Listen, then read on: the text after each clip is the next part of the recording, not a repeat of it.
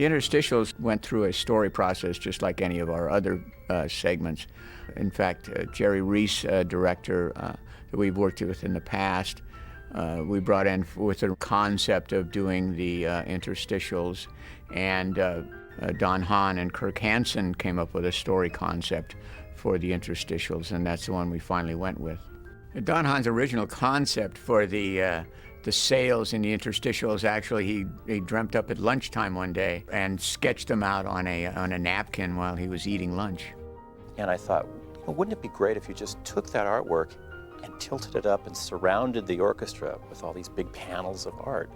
It's a little like story sketches pinned to a storyboard or frames of film, and those panels can carry with them images and pieces of artwork that can underline what our presenters are saying. Well, when Don Hahn asked me to be involved in the Interstitials, it was as a production designer. He had some idea and a concept of what he wanted, basically to set up the orchestra pit in the middle of nowhere, probably in the middle of your imagination. What would that look like?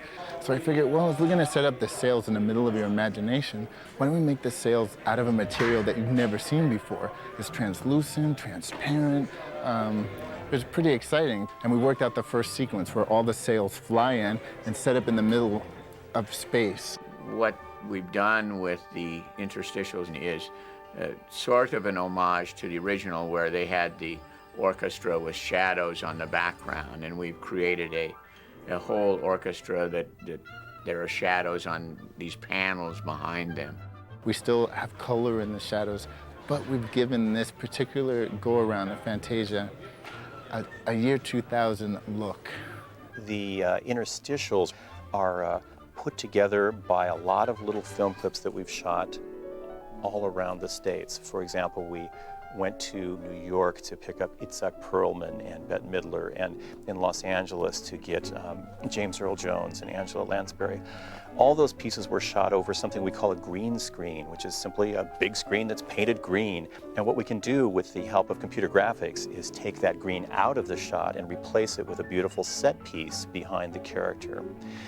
With that technique, then, as the person's talking, we can have these beautiful images of artwork appear behind the presenter when he or she are presenting the next sequence, and it gives you something more than just a person talking on screen. It gives you the added plus of being able to see some of the artwork that went into making these pieces. We would never be able to build a set in any sound stage, so we used a computer to help realize this.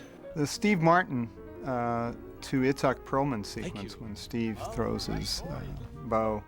Oh, sorry. Could I have another stick thingy, please? Oh, That whole sequence is a very good example of how we had to put and create a reality out of many different parts. The orchestra was shot in Los Angeles. The Steve Martin portion was not shot at the same time as when we had that orchestra. We had to shoot Steve many, many, many months later. And somewhere between the time that we shot the orchestra and we shot Steve Martin, we shot Itzhak Perlman in New York. Those three components and marrying them together is one thing, so none of them were there at the same time. On top of that, the material that's in the background, all of the stuff for Steve Martin, especially his whole sequences, was done at one time and is all computer generated. It's not what was back there when we shot the orchestra at all. And as well as you pan over to Itzhak Perlman, the material there actually was generated at a different time than the material behind Steve Martin, even on the computer.